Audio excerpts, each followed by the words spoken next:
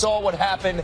They were fantastic in the second half. Curry locked in and ready to go for this road game to decide whether this team is advancing to the NBA Finals. The key to victory for the Rockets tonight will be their defense. In their 3 wins in this series, they forced the Warriors into more than 16 turnovers per game. In the 3 losses, they've forced fewer than 10 takeaways a contest. And the Warriors will have to stay hot from the outside, their bread and butter. They've hit 14 triples, shot 41% from beyond the arc in their wins. In the losses, just 9 threes per game, 34% shooting. How about the injuries? Andre Iguodala will be out for Game 7, the 4th straight game he's going to miss. The Warriors play about 5 possessions slower per game when he's on the bench than when he's on the floor. And the big injury everybody's focused on. Still unclear whether Chris Paul will play for the Rockets. Houston struggled in the second half of the Game 6 loss. In Games 1 through 5, CP3 was their leading scorer in the second half with 13 points per game. Michael? Well, Michael Wilbon hanging out with us here on SportsCenter live from Houston. And, you know, Mike, Chris Paul, he had to watch from the bench as Golden State outscored his Rocket squad 93-47 over those final 3 quarters in a blowout loss in Game 6. And, we're just minutes away from hopefully finding out if he's going to be able to play tonight. But let's say, for the sake of argument, Mike, he can't go. How do the Rockets win tonight without him? They're going to need big performances at home, which is within reason, from all of their big guns. We saw them do this in Game 5. And they also did it, once in Oakland. I mean, obviously it starts with James Harden, who more than likely they need to get a really good game from, if not a great game. But also Trevor Ariza and P.J. Tucker and Eric Gordon. These guys are more than capable. And I think I know that they are encouraged by what they did in the first half, Michael, of Game 6. Now, it didn't work out well for them, but I think they saw something about the way they can play. Obviously, it's going to be harder to sustain that for an entire game, but they are at home. They're going to have an energy from this home crowd, presumably, that they wouldn't have in Oakland. So, but all those guys and more are going to have to play really well. I don't think it's beyond possibility, but it's going to be really difficult to play without Chris Paul in this kind of game, when he's been through Game 5s, Game 6s, Game 7s, as some of the others haven't been through, and played better than James Harden as recently as Game 5 when he limped off this floor. So a cast is going to take an ensemble effort for the Houston Rockets tonight to make up for the absence, presuming he's really absent, of Chris Paul. All right, Mike, then, so with that said, who wins tonight and why? Well, listen.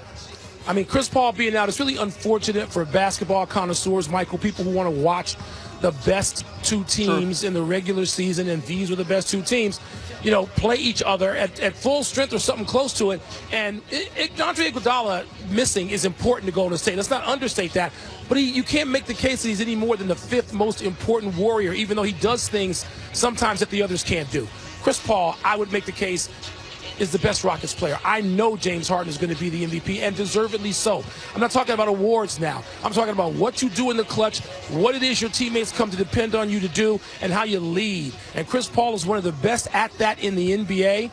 And it's a shame we're not going to be able to see him, but we're not. And if we do, it's going to be in some attempted maybe Willis Reed role, a limited role. Everybody you talk to who's had this injury says you can't cut on a bad hamstring no matter how you wrap it. You can't shoot it up. There's not much you can do. So without Chris Paul out there looking like Chris Paul, it's just hard for me to pick the Rockets. I see Golden State, winning tonight, whether it's close or really close or overtime by some means. I just see the Warriors moving on and advancing to the finals again. The Rockets acquired Chris Paul for moments just like the one we're going to have tonight. And it's going to be a shame for him if he's not able to go and at least give it some quality effort out there tonight in a Game 7 against the defending champions. Michael Wilbon, live in Houston. Appreciate it, man. Thanks, Michael. All right, still to come on SportsCenter. When Mike D'Antoni talks to the media and updates Chris Paul's status for tonight's game, we will bring it to you live right here later on SportsCenter.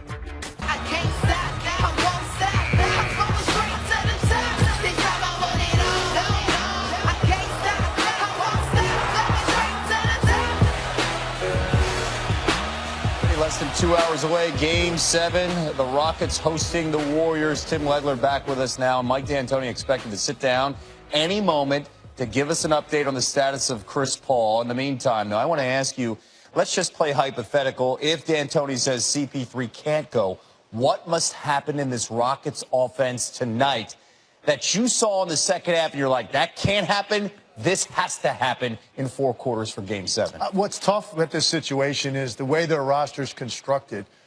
They don't have another guy that can control the game with a live dribble outside of James Harden. Having 2 of those guys, that's what made them special in the regular season, historically good offensively. Now you're asking role players to sort of step out of their lane. So if James Harden can control the action by drawing fouls, he's got to make some threes. I mean, we know how badly he struggled with his three-point shooting in the last few games. Got to make some threes to keep him honest. And allow Eric Gordon and Trevor Ariza and Gerald Green and Clint Capella to stay in their lane and just take advantage of opportunities when he makes the play for them, they'll be okay. And that involves not turning the ball over to allow Golden State to get out and run, and also just not getting a chance to make the ball go in the basket. You can't turn the ball over against this team. We all know that. The key, though, is can Golden State force those role players to do things off the dribble they're not comfortable doing? That is what happened in the second half when James Harden fatigued. Yeah. A lot on his shoulders against this team if he's got to be out there by himself without that second great ball handler. All right, let's talk about the miracle then on the other side, right? Let's just say D'Antoni says, yeah, we're going to give CP3 the chance to play here. With that type of injury, is this more of an emotional lift or a physical lift on the floor in your mind? Hey, listen, I'm not going to undersell the emotional component, but against the Warriors, you better have the physical.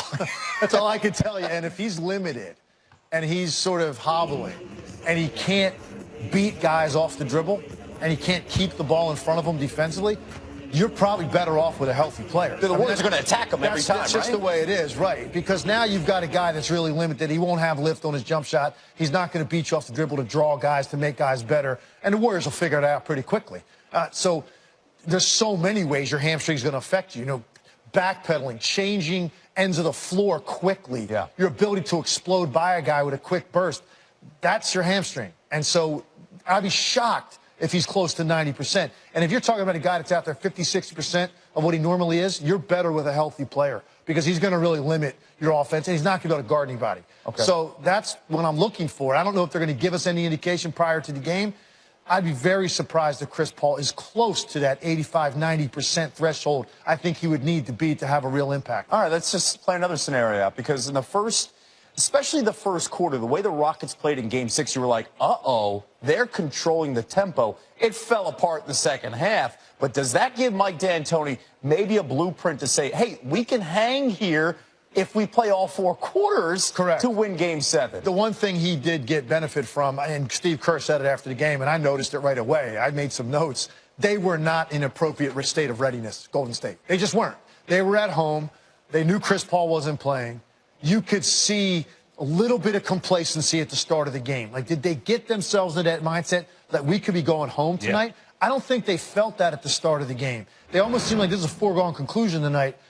Boom, you look up, it's 34-17 because of the way they were making shots early. James Harden doing his thing. Eric Gordon was great early.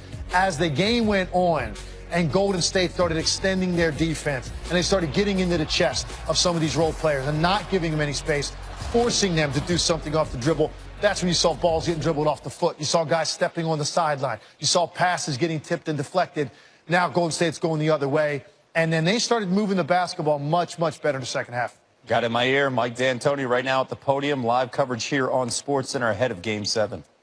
It was a close call. Yeah, well, I don't know about a close call. It's just there's no way. So it wasn't everybody came to the same conclusion. There's just no way.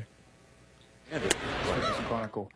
Have you been able to talk to him at all and just gauge his reaction? I mean, he's waited his whole career to reach the NBA Finals. I'm sure he's way down, devastated, but like us all, he's probably excited for the game and get the win and then get him back and we go on. But you know, it's the worst thing. It's the worst thing that could happen to him, but he'll make it.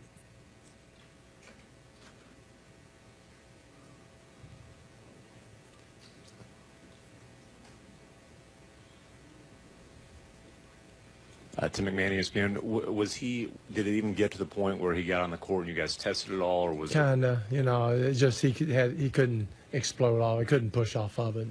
Just not ready. And I knew it was a long shot from when it happened. So, just nature's got to take care of it. It's gonna be a little bit. Any other questions? Dial, Houston Chronicle. Did you get any indication on how long he would be out for this kind of injury? Right now, we'll only worry about today, and then we'll figure out tomorrow. Hey guys, we do have a game, right? He's fine. He's over here. He's done. So we got bigger things that we're going to take care of. Mike Bailey from ABC here in Houston. Yeah, he's out. He's out. Bailey's. I anticipated. If you need me in there, I'm sorry. you got problems, man. I just anticipated a little bit. Sorry. I know that's not ideal with Chris out, and I don't want to suggest, but is it the word privilege just to lead this group into this game the way you've connected with them and believed in them, and the bond that you guys have built through this incredible season? I mean, is there any of that as you take the floor tonight? Oh, a lot of it. I mean, it's what it's all about. I mean, the year's been unbelievable. The locker room has been great. I'm just really super lucky to be able to coach these guys. And whatever happens, happens. And they're going to give everything they got, and so will Golden State. That's why you got two great teams. You don't win 65. You don't be champs for nothing. You don't buy a heart at the supermarket. They got it. We got it. And we'll see what happens. But, yeah, it's a privilege. It's definitely a privilege. I'm lucky, being in this position to be able to coach these guys, really lucky.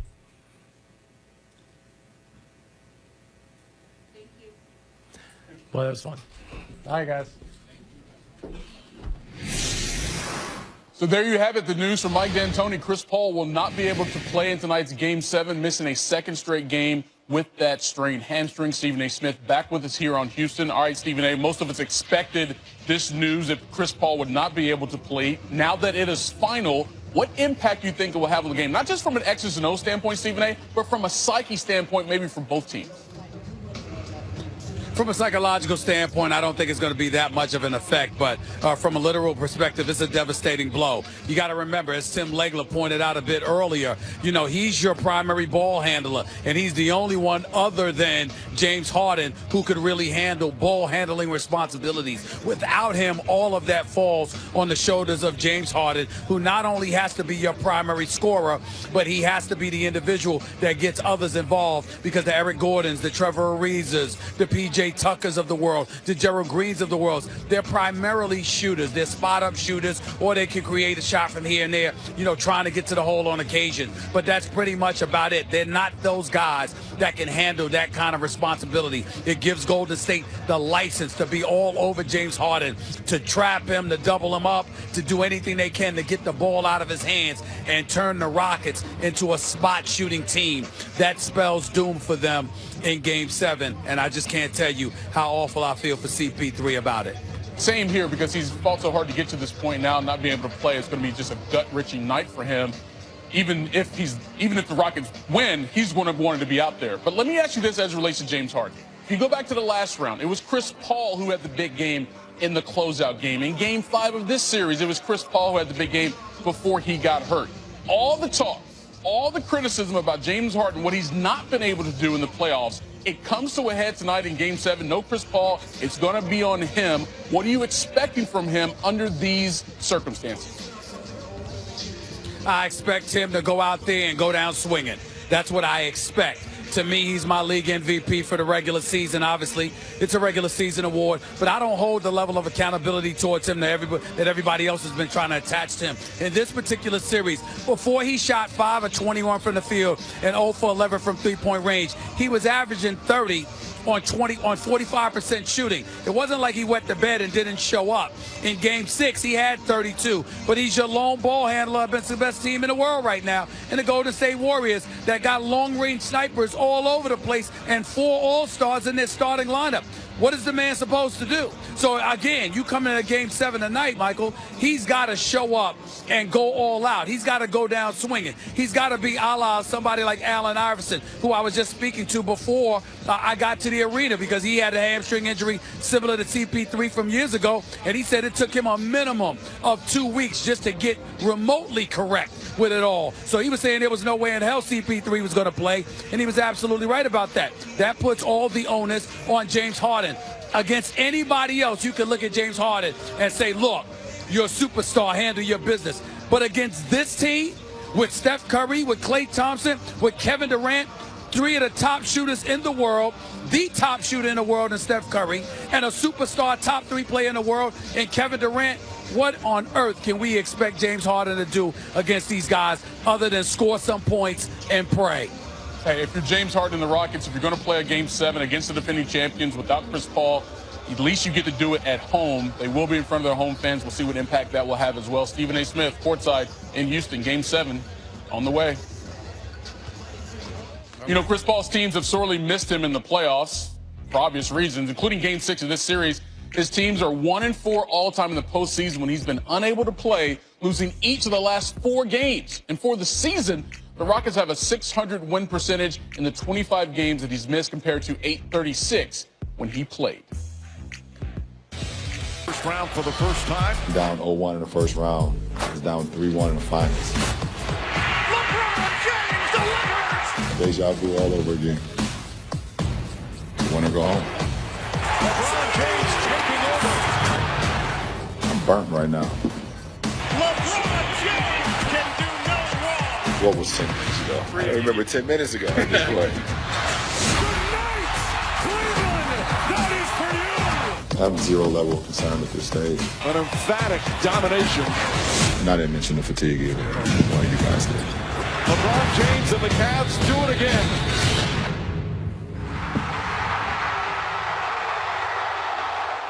In his 15th NBA season, LeBron James played all 82 regular season games and 18 games here in the playoffs for an even 100 to get to the NBA Finals for an 8th consecutive year. And I'm just tired from my barbecue yesterday. Tim Legler joins us now here on SportsCenter. You know, let's go back to this game because the Cavs really opened it up down the stretch. But take us inside, Tim, a turning point that you saw that enabled them to pull it off. Yeah, we focus so much on how you close out a game, but I always think there's other key times and how you weather the storm. So I'm going to let this play out right now. Remember these 2 possessions back-to-back, Boston down by 4. Yeah. Jason Tatum turns I remember this one. Right, dunks on LeBron. The roof blows off the building. It's now a 2-point game. Very next trip, Jason Tatum again, nice up fake, hits the 3. They go up by 1. And very interesting right here, decision. Tyronn Lue, you got 4 timeouts. Elects not to call one. It seemed like all the momentum in the world had shifted. How are you going to manage the next couple of trips? To me, this is where they won the game. First one, and they love to run these sets in a tough moment, which is double screen away for Kyle Korver. Here's what happens now. You fight over the screen here. You get a secondary defender in Al Horford. Now, pay attention to him on this possession because he has to hover in this area because he's so worried about LeBron penetrating. But really what they're trying to get is this. Weak side, double screen action for Kyle Korver. And he is going to come off these 2 screens to the top. Watch what happens defensively and how the Boston misplays this. No communication. You end up with 2 guys. This was Jaylen Brown's man, but for some reason, Jason Tatum's expecting to switch. Both defenders run to Kyle Korver, and again, look where Al Horford is. Because he hung out in this area, he's not going to be able to get there when this basketball gets past to Jeff Green. So how do you weather the storm? You execute, and you take advantage of a defensive mistake, and just like that, Cleveland gets the lead again. Very next trip, come down. That works so good. Let's go to it again. So now you're going to get the exact same set. You get 2 defenders here chasing LeBron. You look away. On the weak side, it's a little bit of a different wrinkle where it's going to be a back screen and then Korver coming. But take a look at what happens now on the weak side. Both defenders are so preoccupied with Kyle Korver, they don't get to the edge of the lane. LeBron makes a great decision, gives it up early to Tristan Thompson, and he basically puts his head down and goes right to the rim because there's so much activity here because of the 3 they just gave up to Jeff Green. So that's how you answer a gut punch in terms of momentum. You come down and you execute, you take advantage of the defense, and just like that, they reestablish control. They easily could have let it slip away right there, Mike, but they didn't. They had great poise, and they get it done. Good examples there. Give so much credit to LeBron, and deservedly so, but other guys made plays. They executed and give it up for T. Lue. He didn't panic in that moment, didn't call a timeout, as Lex pointed out, and they went on to win the game. Lex coming back a little bit later, going to talk about the Warriors' offense as they head into Houston tonight for Game 7. Tim, appreciate it.